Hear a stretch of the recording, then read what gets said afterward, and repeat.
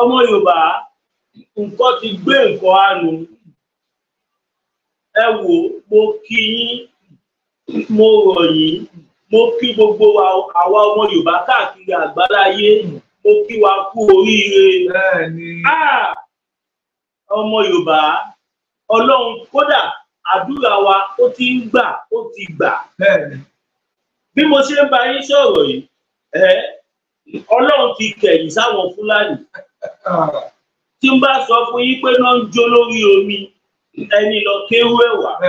In the first place, ó ní àwọn formation kan tó tẹ̀ mí lọ́wọ́ bí mo ṣe ń bá yín sọ̀rọ̀. Mo fọlọ́run bẹ gbogbo ẹ̀yin ọmọ Yorùbá káàkiri àgbáláyé, ẹ bá mi share fídíò yìí, ẹ bá mi share fáwọn lọ́balọ́ba, ẹ bá mi share fáwọn níjòyè níjòyè, ẹ bá mi share fáwọn àwòrò ṣàṣà nílẹ̀ Yorùbá, ẹ bá mi share fún gbogbo ẹni bí ẹni, èèyàn bí èèyàn nílẹ̀ Yorùbá, torí pé kí ni Ọlọ́run ti gbàdúrà wa.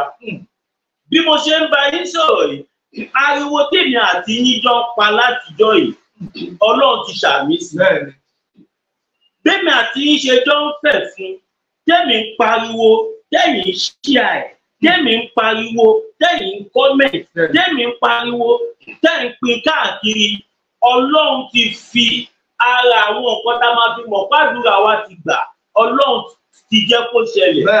Bí mo ṣe ń bá yín sọ̀rọ̀ yìí, information tí mo fẹ́ fún wa rọ̀lẹ́ yìí, ọ̀pọ̀lọpọ̀ máa rí i pé ṣó jẹ́ kó wá sọ orúkọ báyìí síta. Mo fẹ́ jẹ́ kẹ́ mọ̀ wípé ohun tí ò bá jẹ́ ká sọ, àní sọ. Ohun tó bá jẹ́ ká sọ, òun la máa sọ. Eléyìí tá a fẹ́ sọ yìí, ohun tí etí lè gbọ́ tí a lè sọ síta yìí, orò tó bá ti jáde síta gbangba, ó ti kúrò ní àìwò. So eléyìí kò kì í ṣe nǹkan tá a máa sọ pé à ń gbé pamọ́ àti pé àwọn máa gbọ́. Ohun tó jẹ́ kẹ́ gbọ́ ni ìdí tí mo ṣe ń sọ̀rọ̀ yìí ni pé àwọn kan máa wá comment section láìpẹ́ yìí sí. Wọ́n bẹ̀rẹ̀ sí ní sọ pé ẹ máa bí o láṣìírí, o ṣe eléyìí ò kì í sọ̀rọ̀ àṣírí. Ó ti kúrò ní àìwò. Bí mo ṣe ń bá yín sọ̀rọ̀ yìí, àwọn international community, nígbà tí wọ́n rí pé ariwo wa pọ̀, nígbà tí wọ́n rí pé ariwo pọ̀ ní Nàìjíríà, wọ́n kó àpapọ̀ jùlọ nílẹ̀ Yorùbá, wọ́n rí pé ariwo wa pọ̀. Àwọn international communities pẹ̀lú ìrànlọ́wọ́ bàbá wa Emeritus Merited Professor Adébánjí Akíntóyè Stephen àti ìrànlọ́wọ́ bàbá wa Commander Chief Dr. Sunday Adéníyì Adéyẹmọ Ìgbòho Òòṣà owó bàbá Dámì ẹkùn ọkọ Fúlàní pẹ̀lú ìrànlọ́wọ́ bàbá. Ẹ máa rí pé lẹ́nujọ́ mẹ́ta yìí gbọ́ kọ̀ọ̀kan látọ̀dọ̀ bàbá wa ṣe Sunday Igboho. Bàbá ń lọ káàkiri ni torí ọ̀rọ̀ ilẹ̀ Yorùbá ni. Bàbá wa Professor Banji Akíntóyè bọ́ ṣe ń kọ àwọn kọ́kọ́ wà tí mi ní fẹ́ sọ síta. Bọ̀ bí mo ṣe ń bá yín sọ̀rọ̀ yìí, ọmọ Yorùbá ẹja máa jó ká máa yọ̀. Wọ́n pe ìpàdé kan, àwọn international communities, wọ́n pe ìpàdé kan, a gbọ́ pé wọ́n sọmọ àwọn Nigerian government. Wọ́n ní àwọn ènìyàn sọ pé àwọn fẹ́ lọ, ẹni kọ́ máa lọ. Ó dáa, ohun tó jẹ́ problem tí wọ́n pariwo ẹ lọ ṣe solution sí. Bó tiẹ̀ jẹ́ pé àwa ọmọ Yorùbá a nígbàgbọ́ nínú solution kankan kọjá wípé kóníkálùkù pín ká dá dúró gẹ́gẹ́ bí orílẹ̀-èdè. Ẹ tí gbọ́ nǹkan kan o, ẹ ṣí ẹ bí èèyàn kọ̀ọ̀kan ẹ pín fídíò yìí fún 50 people. Torí wípé ọ̀rọ̀ tí gbogbo ilẹ̀ Yorùbá gbọ́dọ̀ gbọ́ lọ, kódà mo lè pè ní ìròyìn ayọ̀. Àwọn international communities wọ́n yarí fún àwọn agbọ́pọ̀, wọ́n yarí fún àwọn ìjọba Nàìjíríà pé ariwo táwọn pípù yìí ń pa everyday ló ń tàgé àwọn, everyday ló ń pariwo àwọn. Now àwọn ti ṣetán láti dá sọ̀rọ̀ wa. Ọwọ́ ní kó lọ ṣe ohun tó jẹ́ solution. Tẹ́ bá rí ẹ máa rí pé wọ́n deliberate ọ̀rọ̀ kan ní Senate lórí ọ̀rọ̀ cattle ranching. Òun rèé, ẹ máa gbọ́ o, nígbà tó deliberate cattle ranching èmi àti yín jọ mọ̀ wípé cattle ranching ó wà nǹkan tó ń dá wàhálà lẹ̀ lórílẹ̀‐èdè Nàìjíríà lẹ́ni yìí àfẹni tó bá fẹ́ kanra ẹ̀ ló máa sọ pé kò sí tàbẹ́ni tí ò bá mọ ohun tó ń lọ ṣẹ́rí ẹ̀rí cattle ranching. Only Senate passes bill to control and regulate cattle rearing ranching business in Nigeria. Ẹ máa gbọ́ o, kò déédéé ṣẹlẹ̀ bẹ́ẹ̀. Ariwo tèmi àti yín pa ló jẹ́ kó ṣẹlẹ̀ bẹ́ẹ̀. Àti iṣẹ́ táwọn bàbá wa Professor Banji Akintoye, Chief Sunday Igboho, iṣẹ́ táwọn bàbá yẹn ń ṣe ló jẹ́ kó wáyé bẹ́ẹ̀. Now, wọ́n wá ní òkè tẹ́ẹ̀bà fi wọ́n lẹ́kọ̀ọ́ lọ. Ẹ lọ ṣe ohun tí wọ́n ń pariwo kó ṣẹlẹ̀ sáwọn. Gbogbo àdèlà mọ̀ pé ìbẹ̀rẹ̀ ohun tó fa ìpìlẹ̀ gbogbo wọ́n ń jíyàn gbé, wọ́n ń ṣe gbá, wọ́n ń ṣàwo yìí. Ọ̀rọ̀ àwọn Fúlàní darandaran òun ló fa gbogbo ẹ̀. Now nígbà tí wọ́n gbé ọ̀rọ̀ yẹn wá, gbogbo àwọn sẹ́nétọ̀ tí wọ́n jẹ́ Fúlàní wọ́n yarí tó pátápátá. Wọ́n fò sókè, wọ́n forí sọlẹ̀. Wọ́n ní kò jọ pé because màálù táwọn ń sìn òun ni òwò táwọn ní kíníkan kìnìkan ṣáwọn wà ní dẹran jẹun ní kíníkan kìnìkan. Inú mi wá dùn ẹni tó jẹ́ Senate President kò ṣe Fúlàní. Kò dàbí ayé ìgbà Buhari. Àǹfààní pọ̀ ọmọ Yorùbá ló wà ń bẹ̀. Now, Senate President àtàwọn kọ̀ọ̀kan àwọn tí wọ́n wá support pé kó sọ dòfin. Bí mo ṣe ń bá yín sọ̀rọ̀ yìí, tá a bá fi máa rí oṣù kan sígbà tá a wà yìí, ó ti máa di òfin ní gbogbo ilẹ̀ Yorùbá, ní ilẹ̀ Ìgbò, káàkiri pé ẹnikẹ́ni ò gbọ́dọ̀ da màálù mọ́. Láti jẹ polóko mọ́. Bó tiẹ̀ jẹ́ pé kò kì í ṣe ohun táwa ń béèrè fún nìkan nìyẹn. Báyìí ẹ jẹ́ ká máa bọ̀ gbá the comment section wípé kò kì í ṣe pé Fúlàní ń dá wà láàmú nìkan tá à ń pariwo total freedom la fẹ́, òmìnira, ká kúrò lóko ẹrú, a ò fẹ́ ṣẹrú mọ́. Apart from Fúlàní issue, a fẹ́ kúrò lóko ẹrú pátápátá gẹ́gẹ́ bí ọmọ Yorùbá a fẹ́ dá dúró. Now, ní àwọn bàbá wa Professor Banji Akintoye wọ́n bá wọn fà á pé sẹ́ẹ̀ kò kì í ṣe Fúlàní nìkan ni nǹkan táwọn ń pariwo ẹ̀. Bí kò ṣe wípé àwọn pípù ìfẹ́ gba òmìnira. Ẹ wá mọ ọgbọ́n tí wọ́n tún dá. Wọ́n wá ní òkè regional system tá à ń lò tẹ́lẹ̀. Ẹ máa rí pé òfin tó wà nínú regional system tí àwọn olórí burúkú Fúlàní tí wọ́n reject, ẹ máa rí pé ó yàtọ̀ sí regional system tá à ń lò láyé àtijọ́. Regional system tí wọ́n fẹ́ gbé wá tí àwọn Fúlàní tí wọ́n reject. Regional system ń pé oníkálùkù máa dá dúró, a máa control resources ẹ̀. Wọ́n wá sí kọ̀ọ̀kan sí wípé any state tó bá ń pé ó dá o mi ò bá Nàìjíríà ṣe mọ́ o, mo fẹ́ dá dúró without any issues in and exit. Wọ́n ṣe síbẹ̀ kí láwọn Fúlàní rí, kí ló rí sí gbogbo àwọn àgbààgbà Fúlàní wọ́n sáré lọ ṣe meeting, wọ́n sáré lọ ṣe closed door meeting. Àwọn àgbààgbà Fúlàní ẹni mo parọ́ mọ́ wọn, wọ́n sáré pe meeting. Àbáwá àbàbọ̀ meeting at the end of the day. A gbọ́ pé lẹ́yìn tó parí meeting, gbogbo àwọn senator tí wọ́n jẹ́ Fúlàní wọ́n tako gbogbo kìíní yẹn. Wọ́n nullify yẹ pé kò possible pé wọ́n fẹ́ dalẹ̀ Haúsá rú ni, wọ́n fẹ́ da North rú ni, wọ́n fẹ́ ṣe gbá, wọ́n fẹ́ ṣàwò. Débi pé òpònú Fúlàní kan sọ láàrin wọn, ó ní ẹ pé màálù àwọn kan ṣe mọ̀ pé nígbà ayé Buhari màálù ni first class citizen. Màálù ni first class citizen. Ṣùgbọ́n ìwọ̀nba ń pé Yorùbá ló wà ń bẹ̀ nísìnyí, ó jẹ́ kó ṣe tíún yẹn kẹ̀dẹ̀rẹ́ kò tẹ́ àwa lọ́rùn. Torí tèmi àti yín bá jọ wo lọ wò bọ̀ ẹ rí pé kò sí yàtọ̀ kankan láàrin pé Buhari wà ńbẹ̀ àti Yorùbá wà ńbẹ̀ kàkà kó rọ̀ lára ọmọ ìyá jẹ́ ó tún peléke sí ni. Nísìnyí gbogbo wa la ti wá rí wípé kò sí nǹkan tó dàbí ká dá dúró.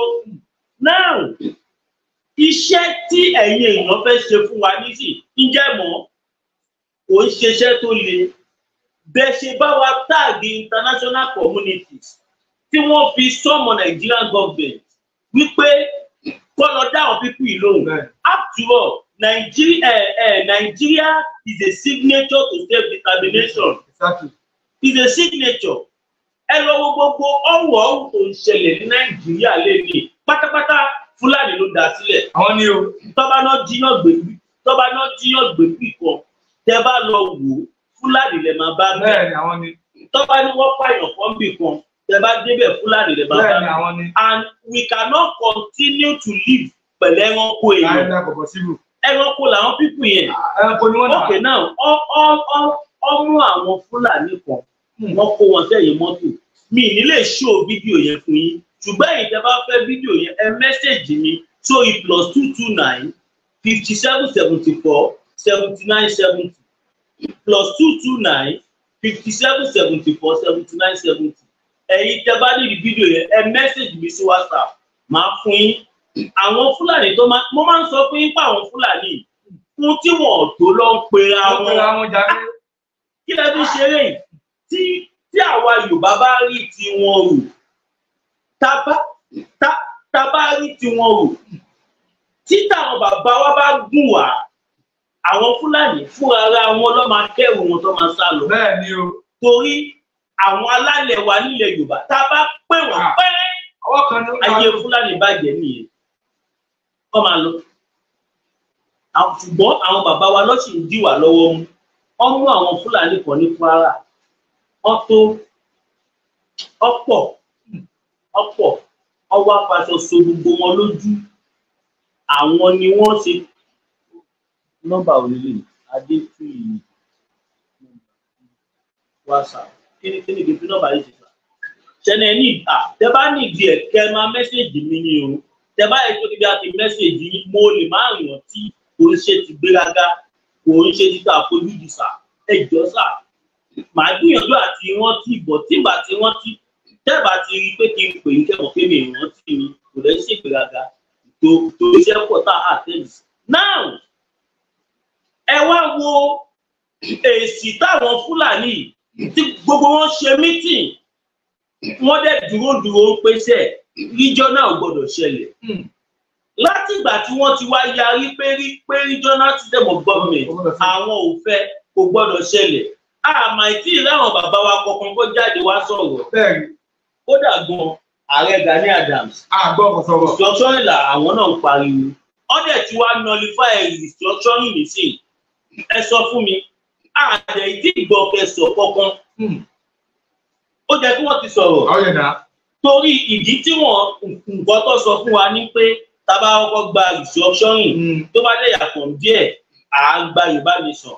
Wọ́n ti wá àwọn Fúlàní ti wá make it clear sí gbogbo àwa ọmọ Yorùbá nísìn pé kò sí kan tó ń jẹ́ restructuring sínú dictionary àwọn kò lè ní ṣẹlẹ̀ àdẹ gbọ́ kẹsọ̀ kankan. Ìdákẹ́ ẹ wá dákẹ́. Àtàwọn bàbá rẹ̀ Adébánjọ náà gbogbo wọn àtàwọn fẹ́ni fẹ́ẹ́ náà sọ kankan. Ohun tí adẹ̀jọ́ ń sọ láàrin ara wa ni wípé tí a bá gba restructuring lẹ́yìn restructuring Yorùbá nation á tẹ̀lé. Now àgbọ̀ kọ̀ọ̀kan ẹ̀yin tí ẹ wá wà káàkiri àgbáláyé tẹjọ́ ọmọ Yorùbá tẹ fẹ́ jẹ́ ká dá dúró ẹ bẹ̀rẹ̀ sí ní kọ sábẹ́ comment section kẹ́ máa tàgì United Nations wípé òmìnira ni or nothing. Òmìnira ni or nothing. Freedom or nothing. Exactly. Ẹ̀yin náà ẹ wò ó ṣé Yorùbá ò tó dá dúró ni. A tó dá dúró náà. Àwa ọmọ Yorùbá ṣé a ò tó dá dúró. A tó dá dúró. A tó dá dúró. Ọlọ́run dẹ̀ ti fún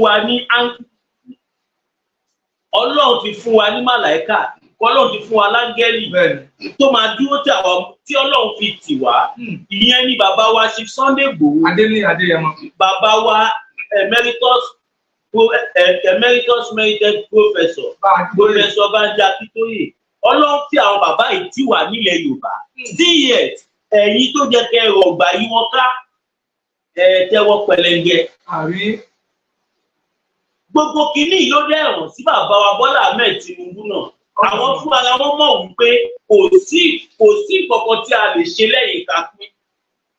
Because we don't have anything in common.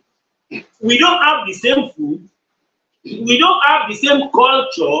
We don't have the same tradition. Exactly. We don't have the same way of reasoning. We don't have the same way of life. Then what are we doing together as a nation? Eré kí la já ń bẹ́ dìyẹ ṣe. Eré kí lẹ dìyẹ ń bá èkúté ṣe. Kò jọra wọn náà. Ọjọ́. Àwa Yorùbá a fàyè gba Islam, a fàyè gba Kristẹni, a fàyè gba ìṣẹ̀ṣe. Káwọn wèrè tí à ń sọ̀rọ̀ wọn yìí, Islam nìkan ni wọ́n gbé sórí. Ó dẹ̀ yàtọ̀ gédégbé. Àánú àwọn Haúsá ló kọ̀ ṣe mí. Torí wọ́n defeat ọkọ̀ ká àwọn pípù yẹn. Wọ́n finish wọn from A to Z. Gbogbo wa la gbọ́ nǹkan tí ẹni tó jẹ́ youth leader àwọn original Haúsá tó jáde tó wá pariwo síta. Tó bá dàbí rọ́gbọ̀n máa fi fídíò yẹn wọ̀nyí. Ó jáde ó wá pariwo. Ó ní kó yé àdírẹ́sì àwọn Haúsá Fúlàní pé kò sí kan tó ń jẹ́ bẹ́ẹ̀. Tó bá dàbí ọjọ́ fi fídíò owó rẹ̀ wò. Assalamu alaikum. I am the obedient from Sokoto. Assalamu alaikum. I am the obedient from Sokoto. I want to give you a history that you all know and the future that is about to happen today. We have this saying that all the North, especially our brothers from the East, they used to call us the Hausas, generally in the North. But we want to tell you something. We, the Hausas, we have differentiated ourselves now from the Fulanis. Yes, this is why I want you to stay. Pause first and share the video to go so that some people should know. The Hausa people now are against the Fulani people squarely. It is nothing you can do about this now. And you know, from the beginning to whatever it is, the Fulani people has been ruling this country, not the Hausa people. The Fulani has emirates everywhere around the north, not we the Hausa people. Now, there is something that happened that I want to tell you that is the future. You know, the Hausas, we the Hausas have given up on the Fulanis. And like it is, we are having some clash. I want to tell you this clash now is the clash of the titans. Because something happened within the Fulanis. We know we in the Sokoto state, we have villages. Some villages belong to the Fulanis and some villages belong to the Hausas. All the attack in Sokoto state, there is no one attack in the villages of the Fulani people. It's all in the Hausas. And now the Hausas have already opened their eyes. They are now aware of what is happening. There is one attack that happened last 2 weeks. I want to tell you that comes about all of these things. It is the attack that happened, the Fulani man and the Hausa. We, the Hausa, we don't rear cow, we don't rear anything that, but rather we farm. We grow crops. Now the Fulani man came and then entered to someone's farm. This is the rainy season time. Entered to somebody's farm, ate the crop, and the man now plant something and now put a poison the cow. The following day, the Fulani kingdoms are waiting for him in his farm. When he came, they killed him at once. That is what triggered this unity now between the Hausa and the Fulani. And when you see us now, we are ready to change everything. In all the political parties in Nigeria, that you see a Hausa man going out around campaign, go and check, it's a Fulani man, not a Hausa man.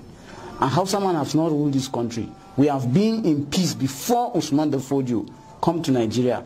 He has come and then divide us from our brothers, the real Nigerians, the Igbos, the Yoruba, and the Hausas. Now the Fulani has taken over everything from us. They have deceived our great-grandfathers. They deceived our grandfathers. They deceived our fathers. And now it is our time. Thank God for the social media that you can hear this and share. Let it go viral to everywhere so that people will know that there is a division now between the Hausa and the Fulani. And I'm telling you, next segment you see what we want to tell you from this video so that you understand that there is really a division. Like I was saying, we should try and share the video so that it will go viral. As you are listening, you a Hausa man that have listened to this thing, yanzu akwai bambanci da Fulani da Bahaushe. Ni ina tabbatar ma akwai bambancin kuma shine yanzu nan mun gane Fulani suna ta kashe mu a banza. They have been killing us. And we should not take religion something to take it like it is okay. Okay, if it is fighting for religion, why are they killing the Hausas? Why are they killing us, the Hausas? It is not supposed to be so. And that is why I'm telling you now. The Igbo, the Yoruba, the Hausas are the major tribes in Nigeria. We should not be left out. People will be telling you that Fulani Hausa, there's nothing like Fulani Hausa. It is Fulani and there is Hausa. There's nothing. So share this video, let it go to places, let it go to especially the Hausa groups. If you have all these Hausa groups, please share it so that people will see. Even though you want to, the market, just share it so that somebody will know that, yes, there is something that is going on, a revolution. Thank you.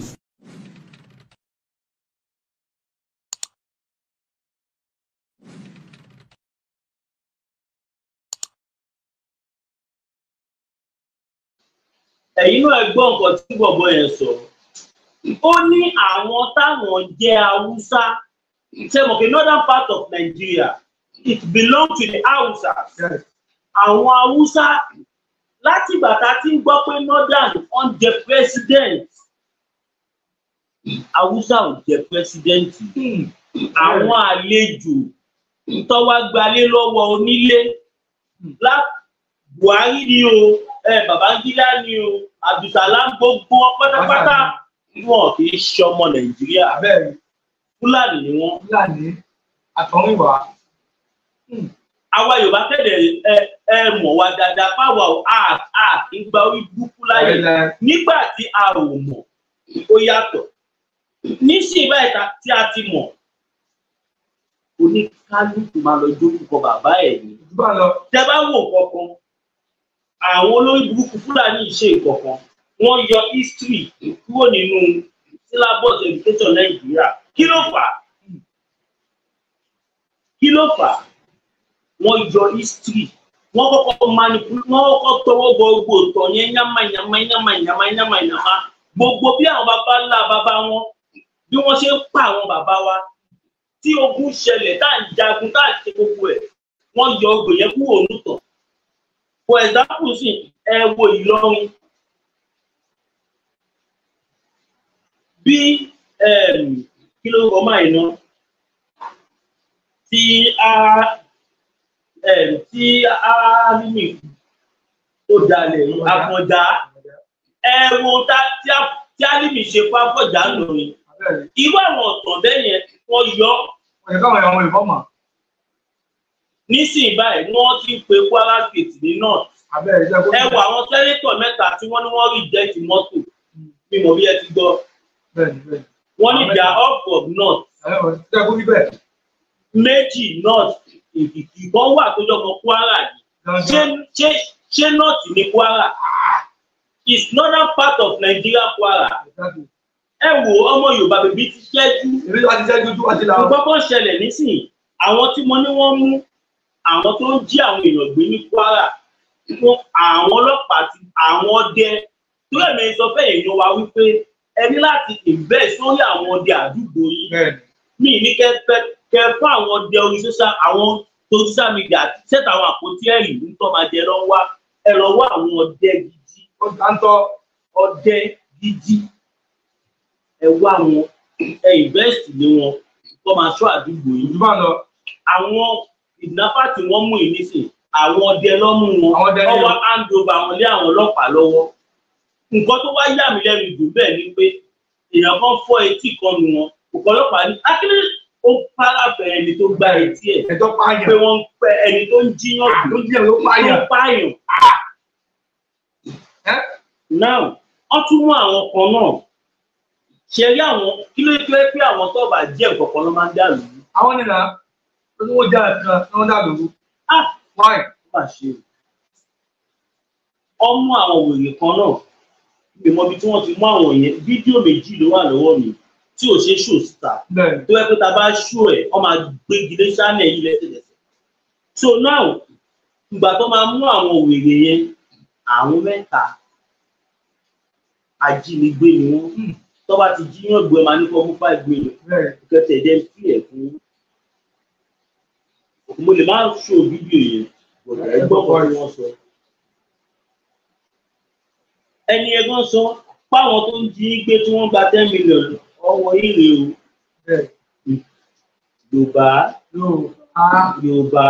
Yorùbá wá jẹ́ ká lọ tira ẹ lọ tira lọ́bìnrin kẹ́kọ̀ọ́ bàbá Máyégún náà ẹ jẹ́ ń fi iṣó fídíò yẹn lá ní àtọ̀ fún mi. Jẹ́ kí ọmọ Yorùbá yìí.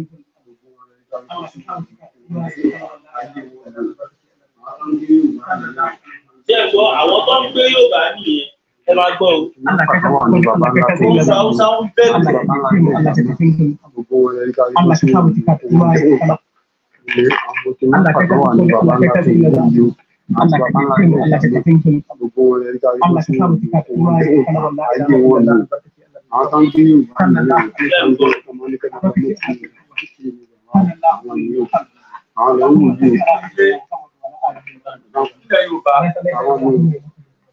Àwọn tó ń jẹ́ wá nínú ìyàn àwọn ènìyàn ilẹ̀ Yorùbá ọlọ́pàá ní bẹ́ẹ̀. Àwọn ìlà dáadáa.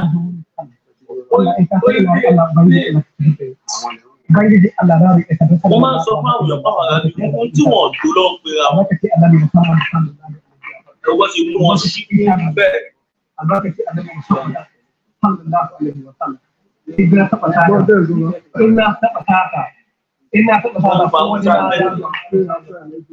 Sáwọn máa ń bẹ̀bẹ̀. Bẹ́ẹ̀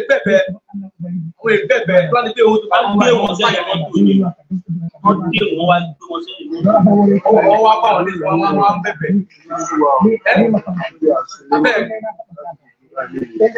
Àdáwọ̀ ní dálẹ̀ wọn náà.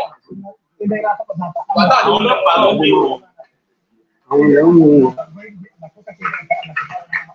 gbèsè láti àwọn gbogbo àìsàn àti ìbẹ̀rẹ̀ sí wọn káàkiri náà lẹ́yìn ìgbà èké pẹ̀lú ọ̀gá ẹ̀.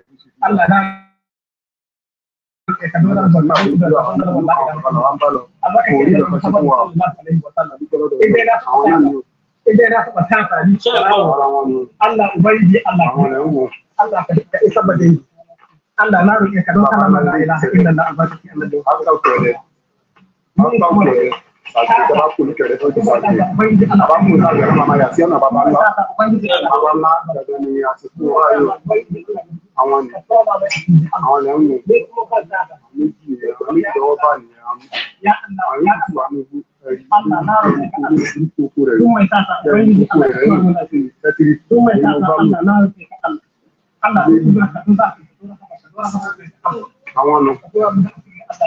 àwọn nu Allah na roƙe ka don kalmar la ilaha illallah abakati Allah godorin ba Allah ku ita da musa Allah Allah na roƙe ka don kalmar la ilaha illallah Allah na roƙe ka Allah na roƙe ka wallahi Allah ya mutu ó jà kóró ni o wallahi ba ìjà fún bàbá yín láyé a ti sọ fún yín táwọn Yorùbá bá rí tí wọ́n rò àwọn ọdẹ ló mú wọn abẹ́rẹ́ wọ́n yín ètè táyà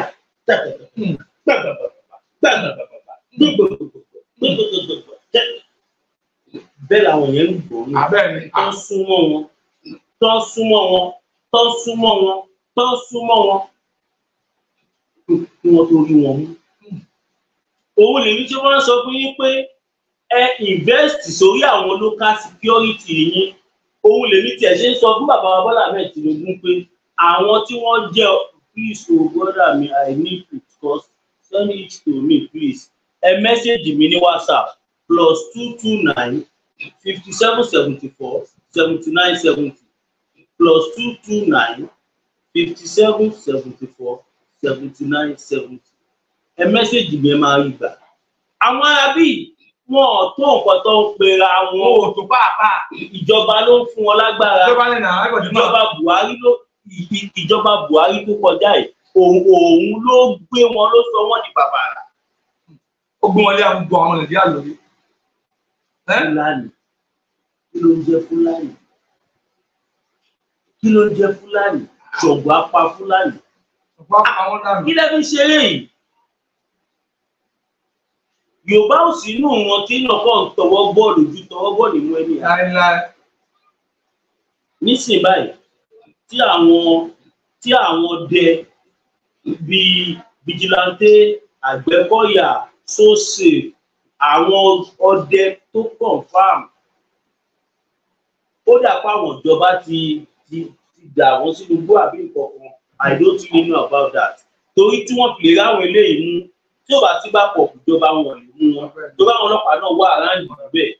So gbogbo wọn lọ máa pátápátá nísìnyí ẹ̀kú tẹ̀ máa wá ṣe fún wa ní pé bàbá ṣe ń pariwo ẹ máa share fídíò wọ́n máa lọ ẹ máa comment kọ́ lè máa recommend ẹ̀ fáwọn tí wọ́n ti rí. Bẹ́ẹ̀ni ṣe rí tẹ bá ń comment sábẹ́ fídíò kò sí pa fi ń gbowó àfìgbà wọn kọ recommendation lásán ni tó bá lè máa sanwó fídíò bí owó tí ò ní ìtumọ̀ ni wọ́n máa ń san $1 $2 tí owó ní ìfẹ́ but ẹ lè fún wa ní super sticker super chat super thanks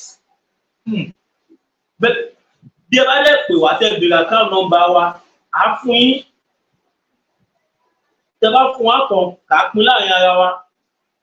Now Ajayi Fatima, my brother, let us support each other and get this country.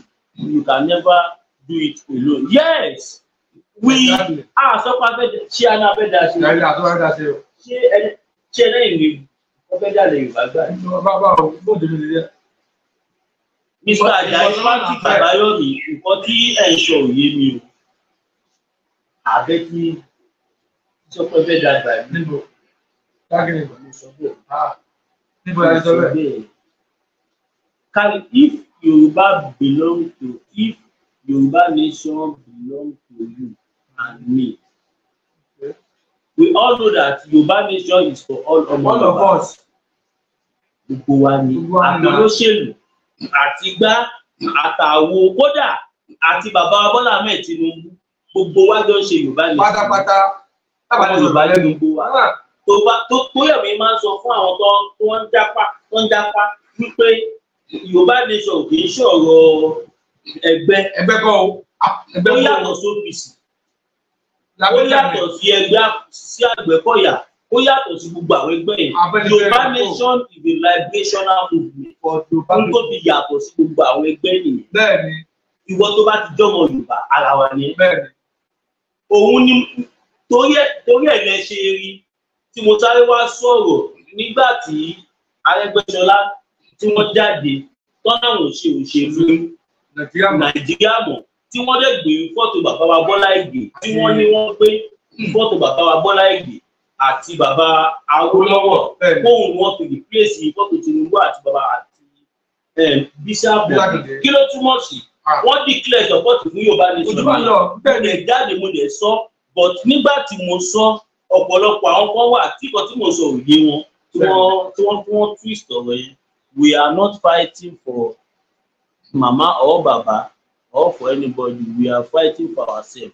Definitely. Exactly. Definitely. That's what we want. Bóyá àwọn onítìrì ni máa yìí. That is it. Àwa ìdí tí anyway I reserve my comments till confirmation. bitter tea ẹkùn tí ń wọ̀yá àjà pẹ̀lú àwọn kíndìnrín tó ní stone nínú ìyẹn kidney stone yóò mẹ́ẹ̀tì ẹ̀ tẹ́sí yádànù nínú àgọ́ ara yín òun kan náà ló ṣiṣẹ́ fún liver ìyẹn àìsàn jẹ̀dọ̀jẹ̀dọ̀ a sì tún máa ṣiṣẹ́ fún àti ìyẹn ìṣòro àìlèmí sókè sódò dáadáa láàólà bitter tea ló tún ṣiṣẹ́ fún ìkúnpá gíga ìyẹn high blood pressure bákan náà gbogbo ẹ̀yin tẹ́ ẹ bá ní ìṣòro ìsétọ̀ tí a mọ̀ sí prostate cancer gbogbo àwọn àìsàn tá a là kalẹ̀ yìí pátápátá òun ni láàólà herbal bitter tea yóò bá wà yá àjà ìṣòro ara ríro ńkọ́ láàólà bitter tea òun ni kẹ́ ẹ gbẹlura láti wá rí egbòogi láàólà bitter tea rà àbí tẹ́ ẹ bá fẹ́ mọ ibi tí wọ́n tẹ̀dó sí ẹ mẹ́sẹ̀gì wọn lórí àwọn WhatsApp numbers yìí +44742452737 àbí àwọn Nigeria numbers yìí 08033194355 tàbí 08026265000 kò bára rí ẹ̀rí inú ẹ̀jẹ̀ ti kàn jẹ̀gbọ̀n lọ́wọ́ láàólà bitter tea gbẹlura kò rí yàtọ̀ bẹ́ẹ̀.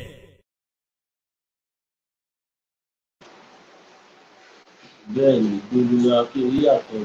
Sunday Igboho wá pẹ́ láyé Sunday Igboho wá jèrè Yorùbá ẹni bá ní kò ní rí bẹ́ẹ̀ àfọlójú wa kó sẹ́nu tírélà àkùbánzá Sunday Igboho wá pẹ́ láyé Sunday Yorùbá wá jèrè wa ẹni bá ní kò ní rí bẹ́ẹ̀ àfọlójú wa kó sẹ́nu tírélà àkùbánzá. Àbáṣọ o Buhari èṣù ò gbà o àbáṣọ o èèmọ̀ gbà o nílẹ̀ Yorùbá kálejò wá dé kó lóun fẹ́ jẹ sẹ́ríkì èèwọ̀ òrìṣà ajá ń jòbì ohun tàbá ó fọ́gbọ́ lọ́gbọ́n gbọ́ tàbá fọ́gbọ́ lọ́gbọ́n gbà yóò balẹ̀ lábára fi wọgbó àìgbọ́kú ọkọ̀ àìgbọ́kú àdá àìgbọ́kú ilẹ̀ àfi kó ṣá àbáṣọ o èèmọ̀ gbà o ẹni bá wàjà yóò rí ìjà àwọn ayé amen ìjà ayé amen ìjà ayé ẹni bá tọjà yóò rí ìjà àwọn ayé amen ìbà o Jimmy Melaye náà ni. ìbẹ́ẹ̀ náà gbọ́dọ̀ tí Mr. Jimmy Melaye sọ wọ́n ní kálejò àbáṣọ o kò máa gbà kálejò wa náà fẹ́ gbà jẹ́ pé dínà pòwe mẹ́. Owó ló pa náà. Gbogbo àwọn Fúlàní àlejò. Àlejò ogun wọn náà. Yorùbá gbọ́ àdìgbò ara wa. Yorùbá nation.